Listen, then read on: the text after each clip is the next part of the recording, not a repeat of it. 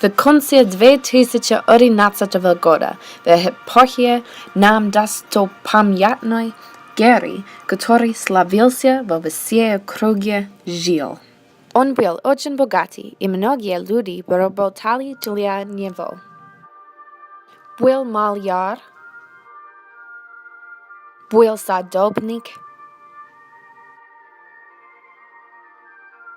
был повар. Все молодые люди, которые работали для Гэри, любили смотреть на его дочь. Да, всем нравилась Молли, и многие прочили ее за себя. Она читала много романов, романы как Twilight и на 50 оттенков темнее и тому подобное. Ах, я влюбилась! Вот, кажется, наша героиня еще раз влюблена. Но в кого? Ну, я вам расскажу. Он учился в местном университете, и он тоже любил Молли. Он занимался компьютерами, и его звали Виктор. Они познакомились через интернет. Однако родители Молли не нравился Виктор, потому что он был из бедной семьи. Виктор и Молли не могли быть вместе, поэтому... «Давай поедем в Лас-Вегасе и поженимся там». Поэтому они поехали в Лас-Вегасе.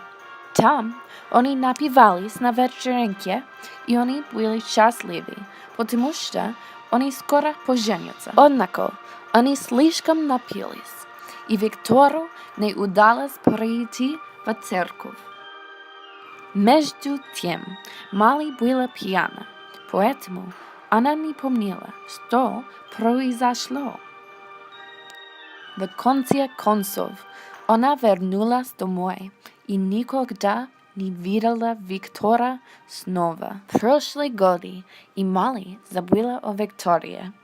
Скоро какой-то красивый мужчина приехал в дом рядом с Гэри.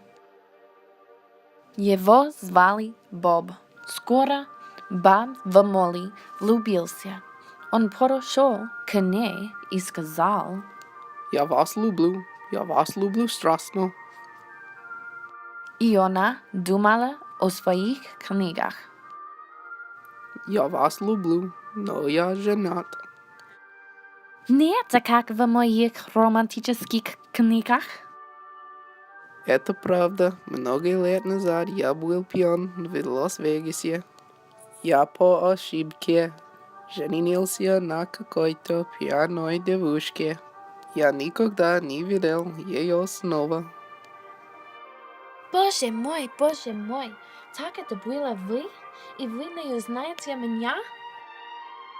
Но Боб ее не слышал, потому что он писал СМС.